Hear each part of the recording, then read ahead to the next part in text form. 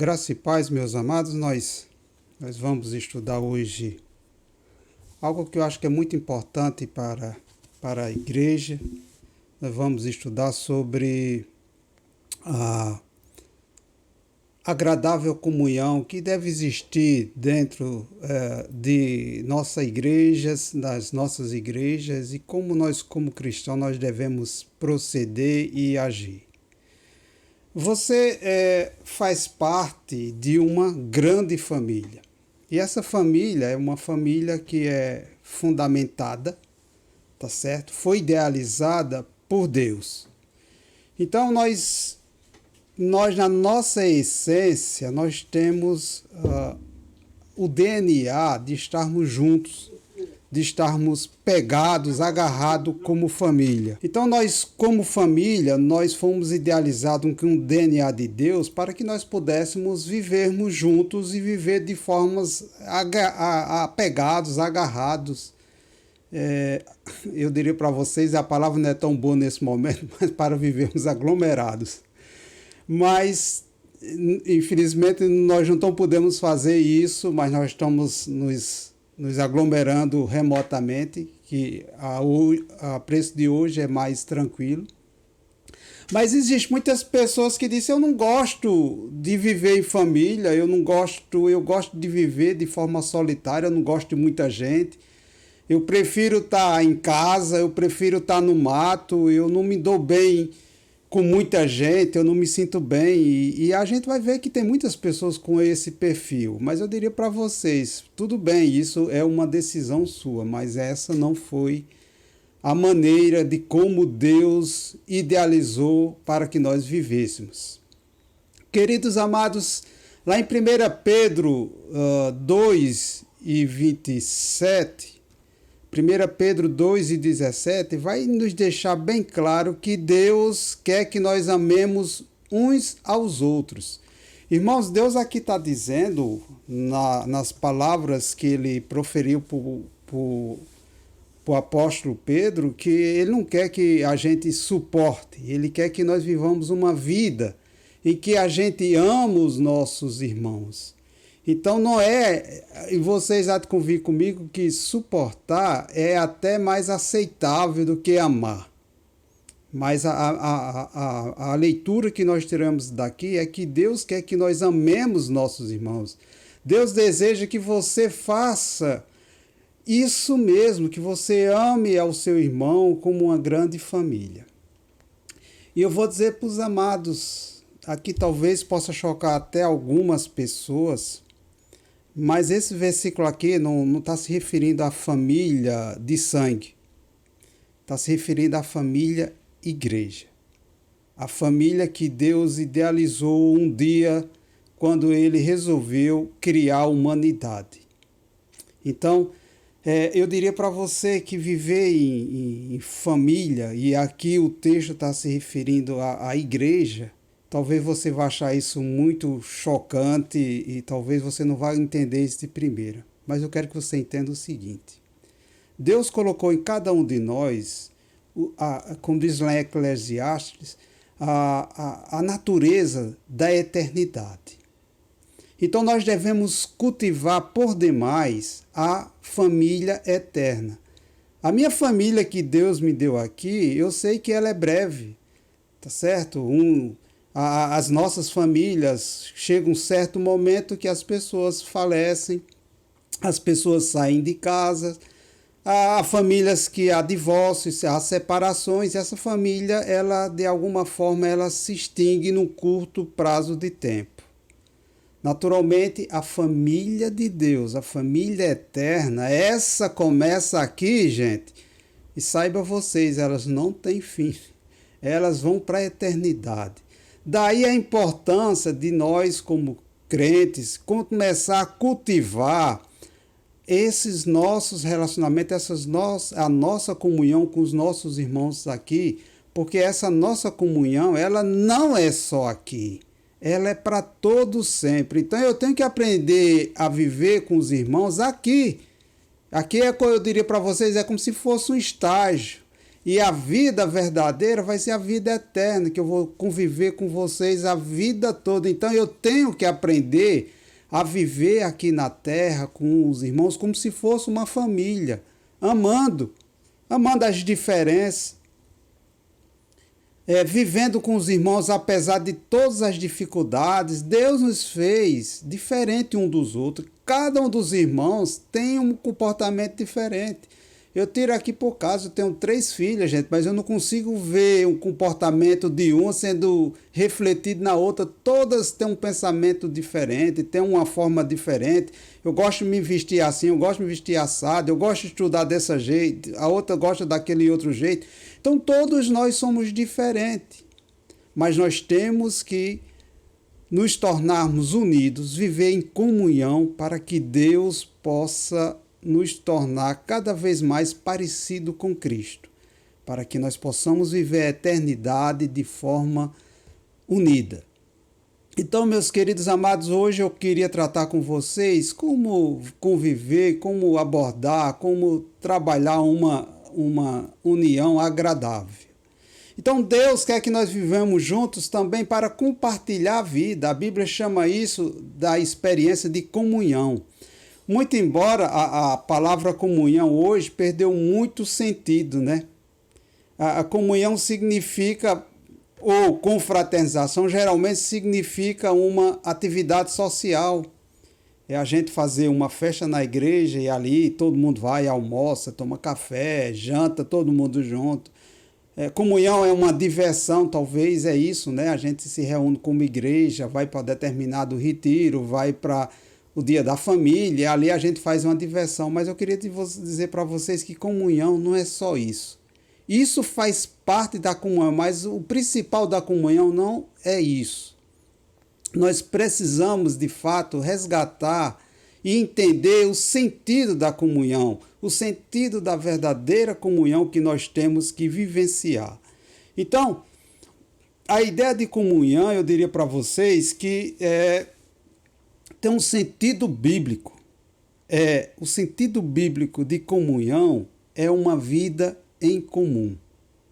Incluir amar altruisticamente, compartilhar com transparência, viver as necessidades, viver as práticas, ser generoso, consolar as pessoas que precisam de ajuda. Todos nós recebemos essas orientações, e essas orientações, eu vou dizer para os irmãos, na Bíblia está cheia, diz principalmente no Novo Testamento, essas orientações reflexivas. Sempre existe essa palavra, aos outros. Amai uns aos outros, suportai uns aos outros, perdoai uns aos outros. Então vocês percebem que a comunhão é uma vida comum, é uma vida de 2 vias. No Novo Testamento, a igreja é instigada a entender e viver dessa forma. E se nós, como igreja, não entendemos que comunhão é a gente ter uma vida em comum, é a gente se preocupar uns com os outros, a gente está vivendo uma falsa comunhão. A gente está vivendo um verdadeiro clube social dentro da igreja. Ou seja, eu só me relaciono com os irmãos, eu só me interesso por os irmãos nos almoços, nos passeios, mas viver a vida e compartilhar os problemas, as dificuldades, isso aí não. Cada cá com seus problemas, eu já tenho problema demais, talvez isso seja um salvo-conduto para a gente tentar viver em comunhão. É o seguinte, eu vivo do meu jeito, fulano vive do jeito dela e está tudo resolvido. Eu não tenho que me preocupar com isso. Mas eu vou passar aqui para vocês, na realidade esse estudo eu imaginei a gente fazer de uma vez só, mas eu não sei se eu vou conseguir terminar. De qualquer forma a gente pode em outra escola dominical a gente concluir e a gente vai fazer até onde der para fazer hoje, tá certo? Eu tenho uma ideia e vou ver se a gente alcança aqui. Na verdade, o que é uma verdadeira comunhão? Então, uma verdadeira comunhão é quando há uma vida em comum, quando há uma preocupação, quando há um desejo da gente viver se importando com os outros. A despeito do que eu já disse de você não querer se preocupar com a vida de ninguém, a cada cá vive do seu jeito, eu diria para vocês que isso é coisa do inimigo que coloca nas nossas cabeças. Jesus Cristo nunca falou isso. Jesus Cristo deu dois, ele conseguiu resumir a lei em dois. Quando eu falo resumir a lei, resumir todos os mandamentos em dois, mas dois que seriam muito importantes. Mas dois que têm uma raiz só: o amor. Porque Deus é amor. E nós somos criados em imagem e semelhança de Deus. Se nós somos criados à imagem e semelhança de Deus, o amor deve estar em nosso DNA. E os mandamentos que Jesus Cristo deu foi amar a Deus e amar ao próximo. Então foram esses dois mandamentos. Então nós precisamos entender como é que a gente vive uma vida de comunhão. A verdadeira vida de comunhão, eu diria para vocês que o primeiro ponto tem que ter autenticidade. Eu tenho que estar preocupado, eu tenho que ter a noção de que eu preciso ser sensível ao meu irmão. É como se eu estivesse falando de coração para coração. Autenticidade quando eu divido as minhas mágoas, que eu revelo os meus sentimentos, que eu confesso as minhas falhas, que dão a conhecer as dúvidas, que admito os medos, que admito as fraquezas, que pedem oração, que pedem ajuda. Isto é que é autenticidade. Entender a autenticidade, meus queridos amados, é exatamente o oposto do que a gente vê hoje nas igrejas. A gente, em vez de viver uma atmosfera de honestidade, de humildade, há uma conservação fingida, representada, muitas vezes politiqueira, superficial, às vezes educada e frívola. As pessoas vestem máscaras, mantêm a guarda levantada, agem como se tudo estivesse às mil maravilhas. Meus amados, teve gente na nossa igreja que pegou o Covid e a gente só veio saber depois de 2 meses que a pessoa tinha ficado curada. E por que isso acontece? Já pararam para pensar nisso? A gente deveria viver em amor, um se preocupando com os outros, mas as pessoas escondem muitas coisas. Eu já vivenciei coisas na nossa igreja que eu diria para os irmãos que não foi tão agradável. A gente tinha um problema muito sério na igreja e a gente, como liderança, nós fomos os últimos a saber quando o escândalo estava feito. E muitas pessoas na igreja sabiam disso e não foram autênticos e nem foram honestos com a liderança da igreja para dizer o que estava acontecendo. E a igreja padecendo e os irmãos sabendo do problema, resolveram guardar para si mesmo. Então, ser autêntico exige tanto coragem como também humildade, porque pode ser necessário você enfrentar medo, você ficar exposto, você ser rejeitado e muitas vezes até magoado. Entretanto, é necessário correr esse risco para que a gente consiga uma vida saudável. Tiago 5,16 começa dizendo que nós devemos confessar nossos pecados. Então, meus queridos amados, dentro da comunhão, nós precisamos ter autenticidade. Isso é muito importante. A verdadeira comunhão, ela tem que ter autenticidade. Na verdadeira comunhão, vem o segundo ponto aqui, tem que haver reciprocidade. Então, reciprocidade é a arte de dar e receber. É a gente depender um dos outros. É assim que se estabelece a reciprocidade. O que é isso? É uma forma de ajuda mútua. Lá em Romanos 1:12, Paulo vai deixar isso bem claro, que é uma forma da gente viver uma vida mútua, um ajudando ao outro.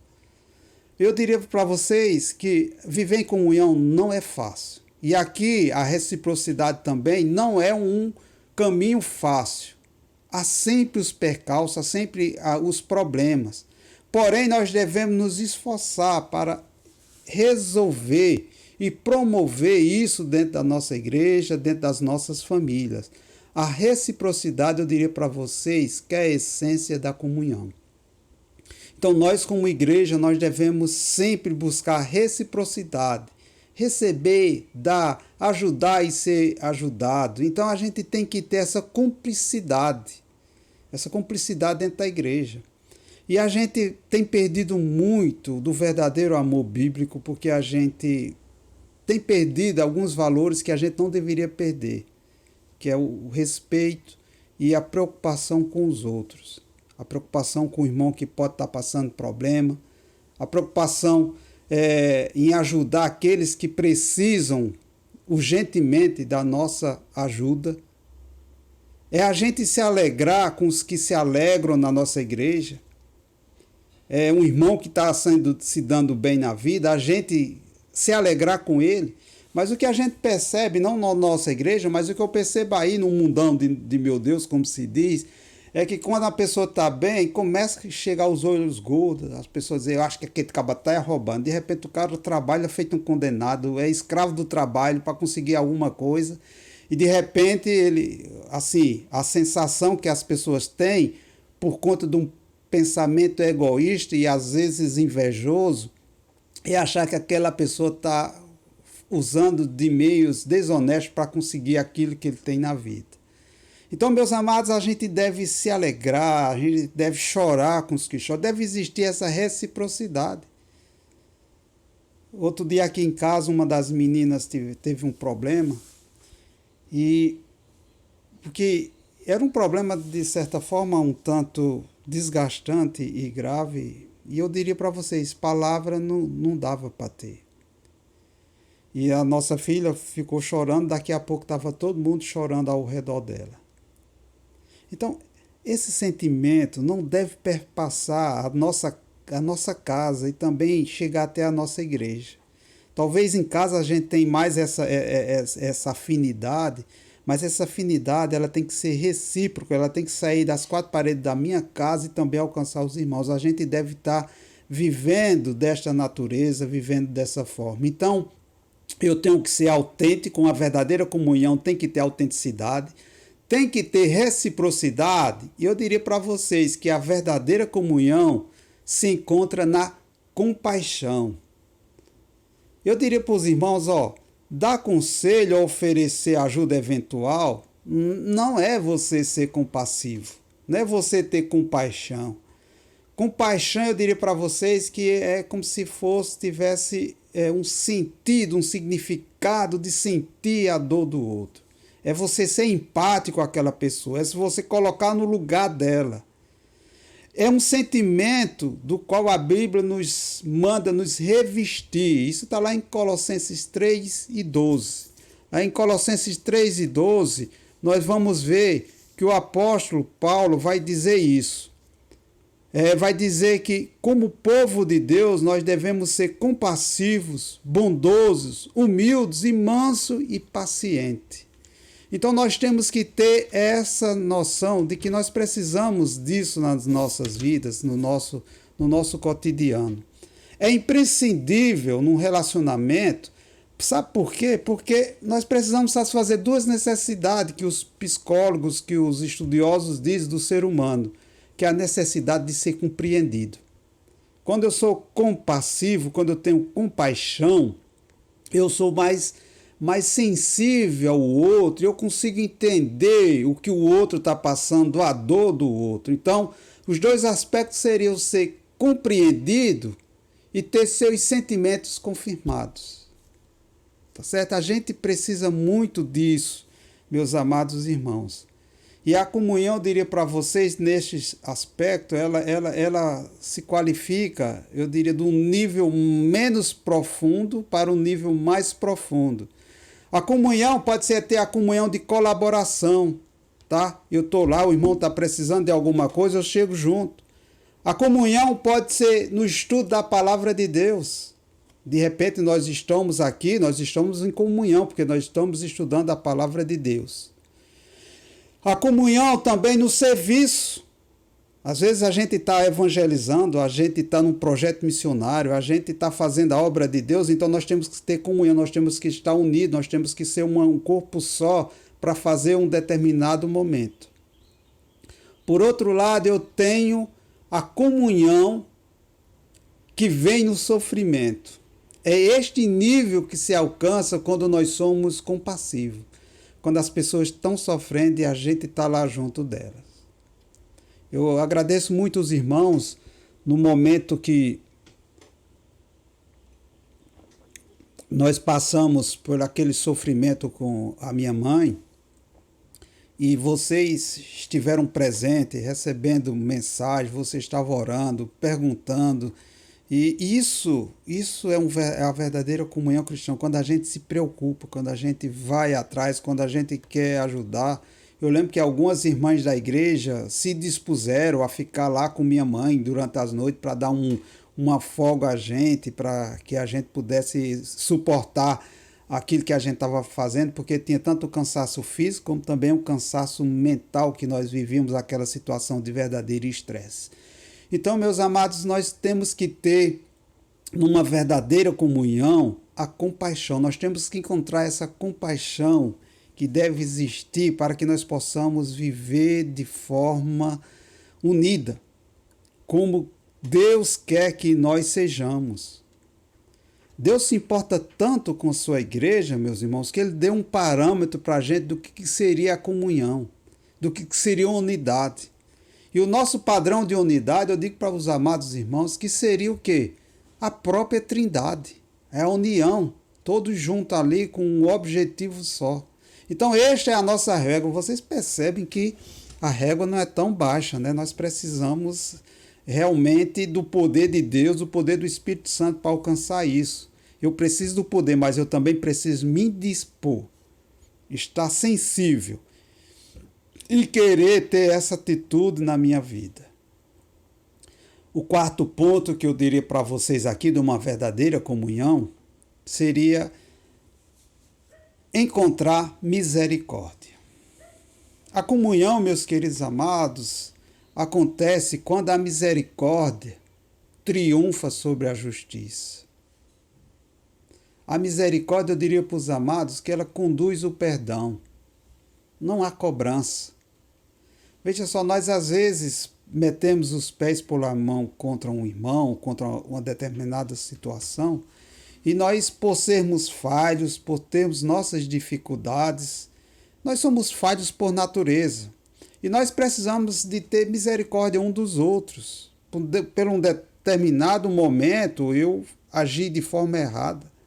E se eu não entender que meu irmão tem suas deficiências, tem seu estilo, até porque Deus nos criou diferente, e muitas vezes o paradigma de uma vida decente ou de uma vida com Deus, talvez às vezes é a minha. Tá? Eu tenho o meu paradigma, viver de forma honesta, correta, é desse jeito. Então, às vezes eu crio aquele meu modelo, e aquele meu modelo de viver de forma correta, eu quero que o irmão viva também. Mas nem sempre é assim. O nosso modelo deve ser esse que eu estou falando para vocês, que é o modelo que Cristo deixou. O modelo de unidade para a gente é o modelo da Trindade, tá? Então fica ligado aí, viu? Para você saber que você tem que ter misericórdia muitas vezes dos irmãos. Eu diria para vocês que a misericórdia, ela conduz ao perdão e não à cobrança. Muitas vezes, em vez de liberar o perdão, o que acontece? Eu estou cobrando da pessoa. Às vezes a pessoa é muito mais frágil em determinada coisa do que eu, e eu estou querendo que aquela pessoa se suplante, seja melhor do que eu naquilo. Então, muitas vezes nós temos essa falsa ideia do que é misericórdia. Eu diria para os amados, não pode haver comunhão sem que se haja perdão. O perdão é muito importante, é nós sermos misericordiosos. E às vezes, quando você tiver em dúvida se você deve ou não perdoar uma pessoa, eu diria para vocês, lembra do perdão de Cristo, dos seus pecados. O custo que teve, o preço que foi ali pagar na cruz, a humilhação que Jesus Cristo teve de ser Deus, está acima de tudo, mas ele resolveu se humilhar na condição humana e vir aqui ser pendurado no madeiro, a morte mais horrenda que se tinha, exatamente para perdoar os teus erros, perdoar as tuas transgressões, perdoar as besteiras que tu fazes. Aí, se você tiver esse paradigma de perdão, meu amado, aí nós vivemos uma igreja, vivemos em família de uma forma bem diferente. Eu diria para vocês que quando você não libera o perdão, e eu vou falar em perdão mais à frente, quando você não libera perdão, você demonstra que você não tem misericórdia. Porque quando você não libera o perdão, o mal cai contra você, você fica uma pessoa amargurada, cheia de ressentimento, você não consegue viver, é como se tivesse algo te amarrando, porque você não liberou o perdão. Por mais distante que seja isso, o ressentimento sempre vai vir à sua mente, e quando ela vem recheada de coisas ruins, de coisas que te amordaçam, que te segura, que muitas vezes impede que você desenvolva a comunhão com seus irmãos. E nós, como igreja, nós temos que ter essas características de misericórdia. Então, meus amados, nós temos que, primeiro ponto do que eu vou falar hoje, nós temos que, para ter uma comunhão agradável, nós temos que ter uma vida comum. E essa vida comum, ela perpassa por a autenticidade, ela tem que ter reciprocidade, nós temos que encontrar compaixão numa verdadeira comunhão e nós temos que encontrar também a misericórdia. Meus amados, agora nós vamos passar para um segundo ponto, a segunda parte. Então vamos aprender agora aqui cultivar a comunhão. Então nós encontramos, à luz da Bíblia, nós verificamos o que é uma verdadeira comunhão. E agora nós vamos cultivar. Ou seja, como é que eu faço para cultivar? Cultivar é manter essa comunhão. Então é necessário tanto o poder de Deus quanto o nosso esforço para cultivar essa comunhão. Lá em Efésios 4:3, vai deixar isso bem claro para nós. Efésios 4:3. Vocês estão unidos na paz por meio do Espírito. Portanto, esforce-se para encontrar unidade deste modo. Então, meus amados, o que nós percebemos aqui? Que para que a gente possa cultivar a comunhão, tem duas forças que intervêm nesse cultivo, nessa manutenção. Posso fazer uma pergunta? Sim, Marco. Que às vezes no nosso meio você sabe que existem irmãos que, eu não sei os pensamentos deles, mas aí você faz um negócio com o irmão da própria igreja, certo? Esse irmão lhe engana. Você tem um prejuízo grande com ele, certo? Aí a gente perdoa até uma vez, duas vezes, até mais vezes a gente perdoa. Mas você acha que essa comunhão, ela permanece como sempre ou é uma comunhão diferente? Devido a esse irmão ser um pouquinho atrapalhado e deixa você no prejuízo, embora que você perdoe, mas essa comunhão ela fica um pouco rachada, não é isso? O que você acha disso aí? Teria que ter misericórdia, Marco. A misericórdia de Deus dá para cobrir isso? Meu irmão. Daqui a pouco eu vou te dar em 3 fases como resolver esse problema. Aguarde só um pouquinho que daqui a pouco eu vou falar como é que a Bíblia fala nessa situação, como é que a gente deve proceder. É em 3 fases que a gente procede. Daqui a pouco eu falo sobre isso. E aguarde só um pouquinho, que aí eu retomo esse teu pensamento. Mas, de início, meu irmão, a gente tem que ter misericórdia, porque Deus colocou cada inquilino aqui nessa terra que, dentro do meu conceito, não era para existir. Mas Deus sabe o porquê. Talvez Deus queira trabalhar na nossa vida e coloque essas pessoas para nos moldar, para a gente saber o quanto a gente deve exercer a misericórdia. Não é fácil. Mas daqui a pouco eu vou tratar disso biblicamente, como é que a gente deve agir numa situação dessa. Mais lá para frente eu vou falar. Tá bom. Veja só. Isso é uma das... Sim. Oi. Isso é uma das cruzes, né? Ele diz, toma a tua cruz, se quer seguir, minha pode vir, toma a sua cruz. Em vez por outra gente pega a cruz e acha outras pelo caminho, viu? Ainda tem outras pelo caminho que a gente sai, mas vamos vivendo. A gente tem que como igreja, e para fazer o estágio de chegar no céu, a gente vai perpassar por isso. Então, meus amados, é necessário não sei se vocês perceberam, eu vou até repetir o texto para eu não perder o raciocínio, que está lá em Efésios 4 e 3. Efésios 4 e 3, só para a gente não perder aqui o fio da meada. Vocês estão unidos na paz por meio do Espírito. Portanto, esforce-se para continuar unidos desse modo. Então, aqui foi Paulo falando lá para a igreja de Efésios. Então, nós vamos aí que nós temos duas forças atuando. Primeiro, é a força do Espírito Santo, porque nós sozinhos, nós não conseguimos exercer tudo isso. Nós precisamos da força do Espírito Santo, ou seja, o Espírito Santo agindo em nossas vidas e nos instruindo, nos revelando, nos iluminando como devemos agir, a gente consegue. Mas tem outra parte que tem que ter um esforço. Aqui a gente vai ver que Paulo está mandando esforce. Então, Paulo aqui é um imperativo, então tem uma parte que é nossa também. O Espírito Santo nos ajuda, talvez ajude Marco a entender que aquele irmão precisa, para que manter a comunhão, ele precisa engolir algumas moscas por aí, tem que engolir alguns irmãos de forma atravessada. Em outros textos, manda suportar, viu, Marco? A gente deve suportar algumas pessoas para manter esse vínculo da paz. Manter e cultivar essa comunhão. Então, e eu diria para vocês, para manter a comunhão, muitas vezes pode ser uma escolha difícil. É uma escolha difícil e não é fácil de ser tomada. Você vai assumir alguns riscos para que isso aconteça na sua vida.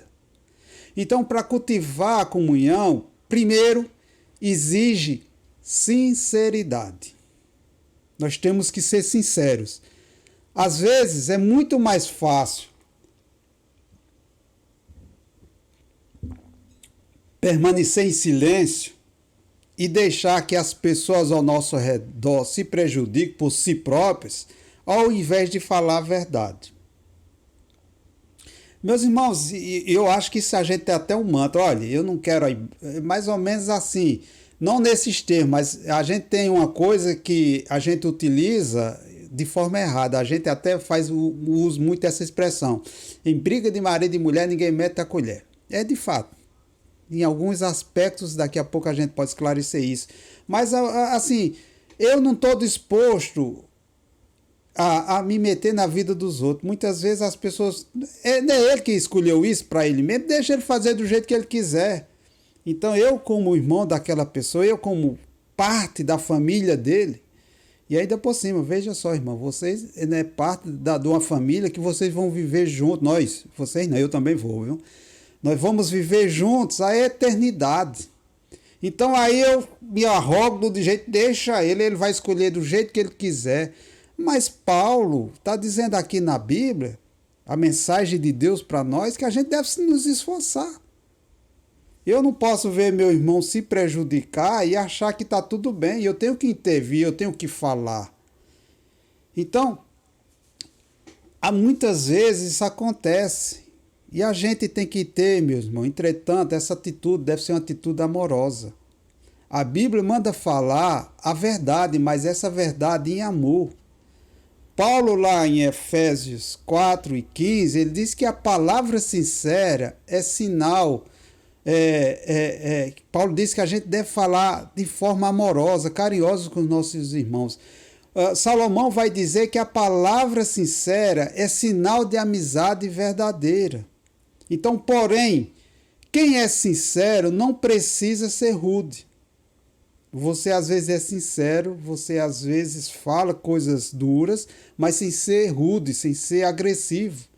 Suas palavras, nesse caso, têm a característica de edificar. Então, deve-se corrigir o irmão faltoso com espírito de brandura. Paulo vai falar isso lá em Gálatas 6, 1 e 2. Nós devemos ter esse espírito de fazer correção. Às vezes o irmão está muito chateado e eu não posso chegar lá e já dizendo: você está errado, você fez isso, não era para ter feito isso nem aquilo.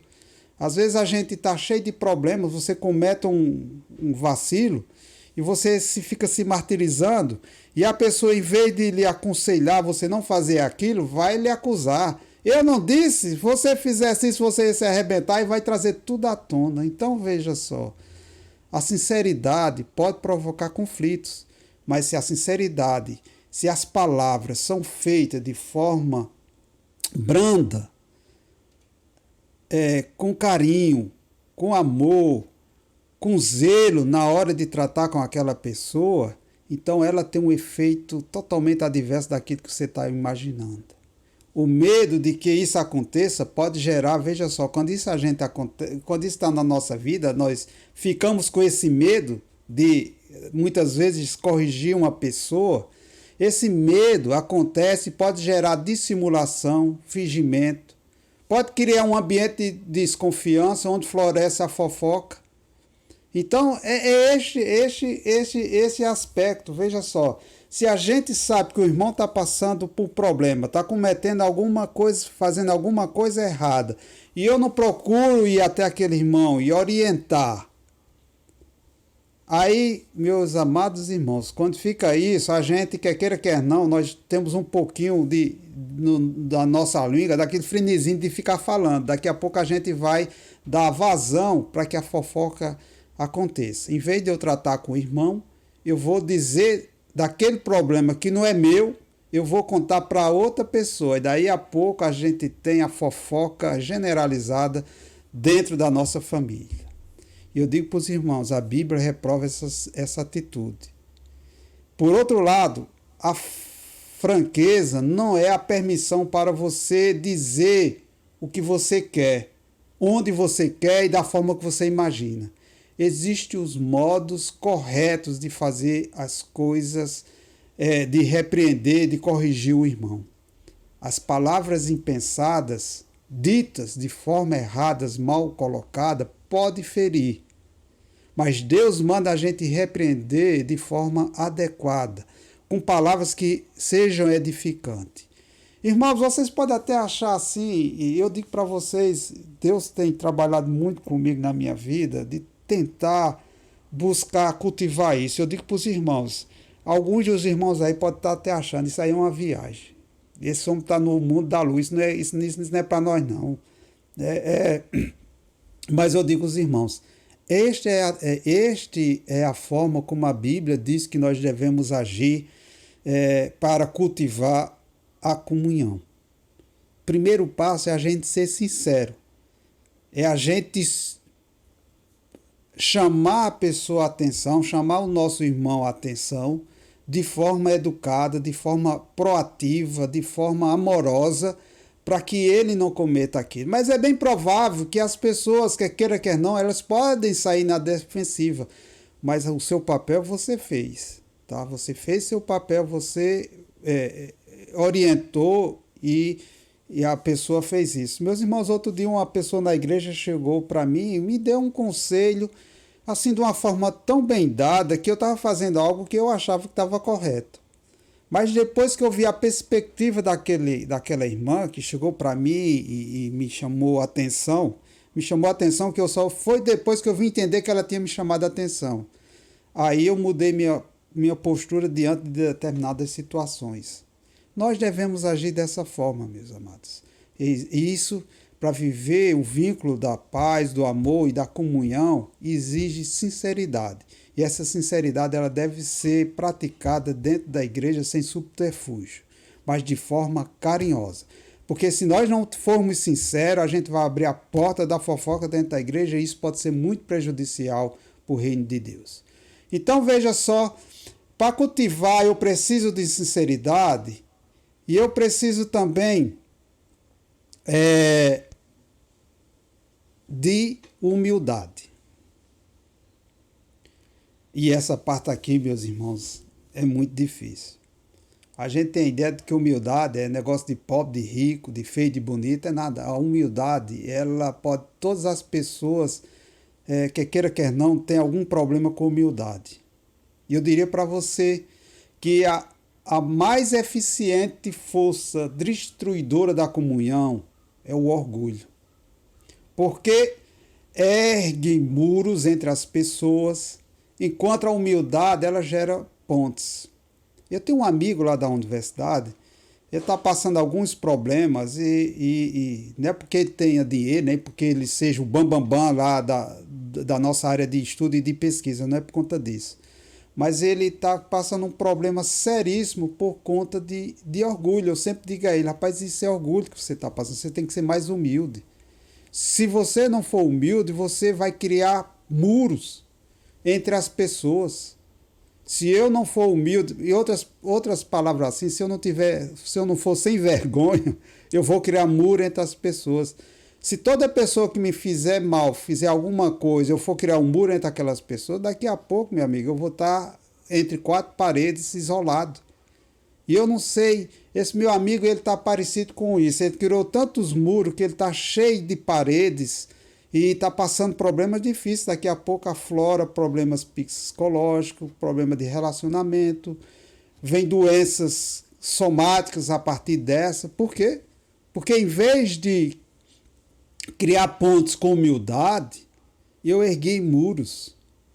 É mais ou menos assim. Tem muitas pessoas que dizem, rapaz, eu não tenho sangue de barata não, só você mesmo para ter desse jeito, né?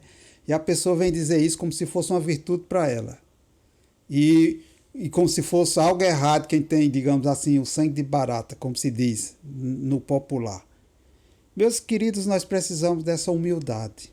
Enquanto a gente não for humilde, enquanto a gente não tiver desarmado, enquanto a gente não tiver desarmado para poder se revestir da humildade, vai ficar difícil a gente isso. A palavra de Deus nos recomenda exatamente a gente agir dessa forma. 1 Pedro 5:5 vai deixar isso bem claro, que nós precisamos ser humildes. Nós precisamos cultivar isso dentro das nossas vidas, nós devemos ter essa humildade se nós quisermos ir em frente.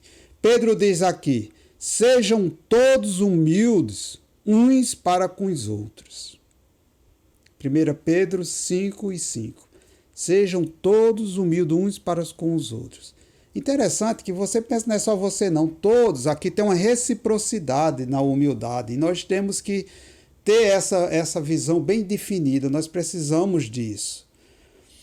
Pode-se desenvolver a humildade, meus amados, de várias maneiras, admitindo as fraquezas, sendo paciente com as fraquezas dos outros, estando perto para admoestar e pondo-se no lugar dos outros, muitas vezes agindo com empatia.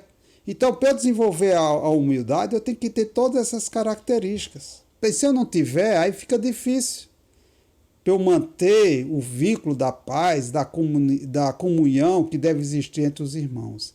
Então, meus queridos amados, fiquem atentos a isso. Nós precisamos ser humildes para que isso aconteça em nossa vida. Nós precisamos ser humildes, mas também nós precisamos ser cortês. Esta é uma qualidade de quem respeita as diferenças e é cuidadoso com os sentimentos e é paciente com as outras pessoas que o irritam. Então, muitas vezes nós precisamos disso em nossas vidas.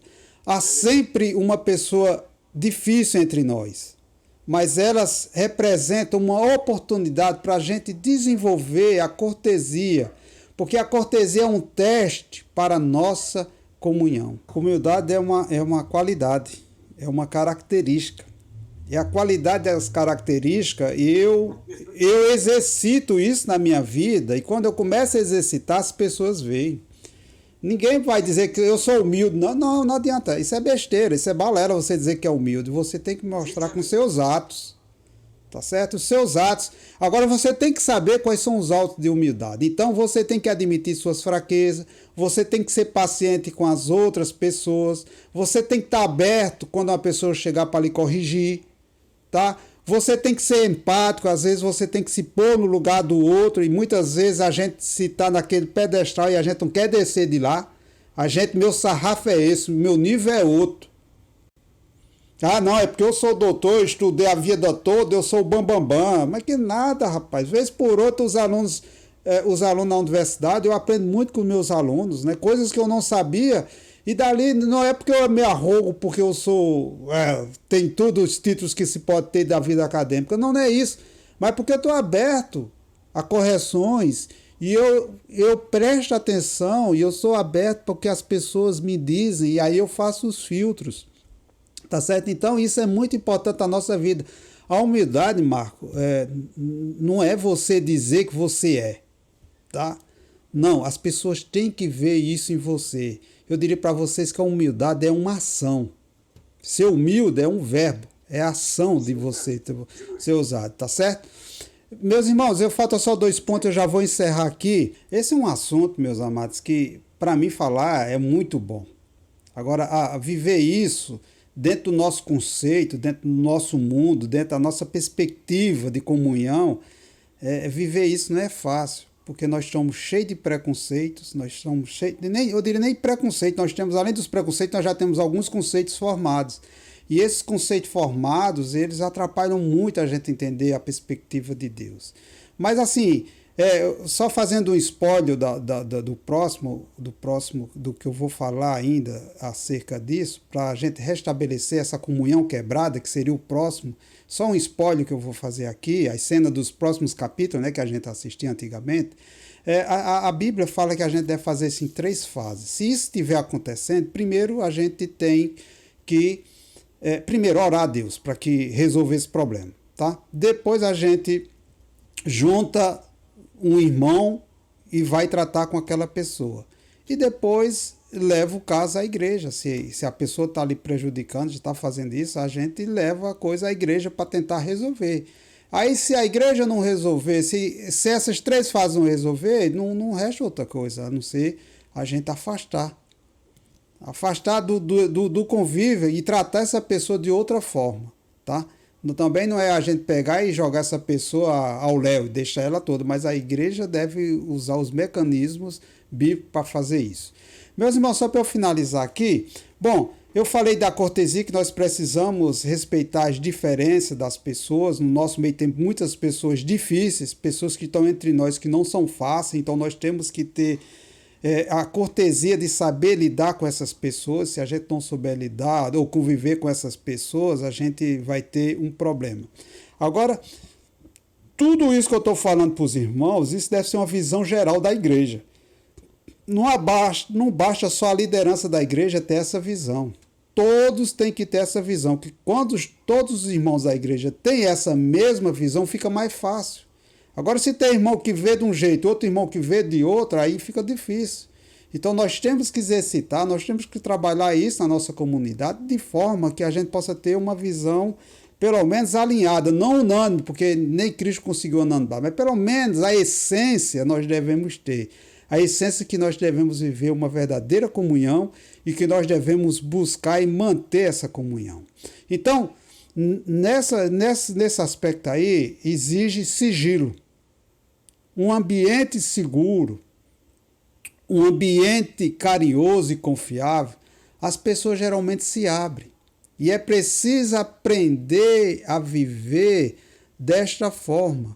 Nós precisamos trabalhar dessa forma. Veja só, muitas coisas vão acontecer, sabe por quê? Porque somente num ambiente seguro, onde existe acolhimento amável, sigiloso, as pessoas se abrem, compartilham suas mágoas, compartilham suas necessidades, seus erros.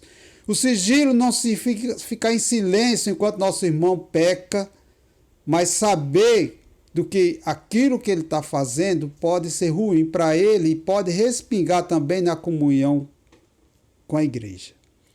E o sigilo é muito importante, porque é preciso a gente aprender a viver esse sigilo para evitar fofocas. Tem alguns assuntos, meus irmãos, que eu não vou chegar no púlpito da igreja e dizer: meu irmão, estou vivendo assim, assado, estou com esse problema. Porque na igreja tem pessoas que têm uma boa maturidade, mas tem pessoas neófitas, como diz Marco Antônio, que está tomando um mingauzinho. Quando está tomando um mingauzinho, tem certos assuntos que essas pessoas não têm maturidade nem para saber. Porque se souber, vai começar a espalhar a fofoca dentro da igreja e pode gerar um mal muito grande. Então, Deus detesta a fofoca, principalmente quando maldosamente disfarçada. Tem umas fofocas na igreja, meus irmãos, que são disfarçadas. Eu não sei se você... Eu consigo... Assim, dada a vivência e lidando muito com essa parte, já fiz alguns cursos de aconselhamento, coisa desse tipo, tem fofoca, meu irmão, até nas orações. O irmão tá orando e daqui a pouco ele começa a orar e ele tá fofocando. Eu não sei se vocês já perceberam, tem irmão que fofoca até nas orações. Então a gente deve ter muito cuidado com isso, tá certo? Então o sigilo muitas vezes é importante, tá certo? Nesse vínculo da manutenção da comunhão. E outra coisa, já finalizando aqui, a verdadeira comunhão, a manutenção dela existe constância. A verdadeira comunhão não se desenvolve através do hábito de se reunir. A verdadeira comunhão se desenvolve através do hábito de reunir, de estarmos juntos. Quem, por razões insignificantes, não frequenta as reuniões da igreja, desperdiça a oportunidade de cultivar a comunhão. Porque se você não vier para a igreja, como é que você vai cultivar a comunhão? Só em casa, né? Aí em casa, de repente, você fica ouvindo fofoca que não é a verdade. Então é muito importante a gente desenvolver e manter esse vínculo constante, vindo à igreja, aprendendo, sendo instruído e pondo em prática nas nossas vidas. A igreja nada mais é também do que um estágio para quando a gente chegar no céu. Então eu preciso aprender. Então é por isso que as reuniões da igreja, a gente quando não vem, a gente desperdiça a oportunidade de cultivar a comunhão. Não existe comunhão você sozinho. A comunhão tem que ter outros atores, tem que ter outras pessoas, uns aos outros. Então, todos aqueles mandamentos que Jesus Cristo deixou, né, os reflexivos uns aos outros, vai ter que ter os outros, não é só você. Então, daí porque você precisa constância de estar sempre exercitando isso na sua vida. Meus queridos amados, eu finalizo aqui. Em outra oportunidade, a gente vai falar do que eu tinha planejado para hoje. Infelizmente, o assunto é muito extenso e instigante. E quem sabe numa próxima oportunidade a gente continue com esse estudo. Então fique na paz, que Deus abençoe vocês.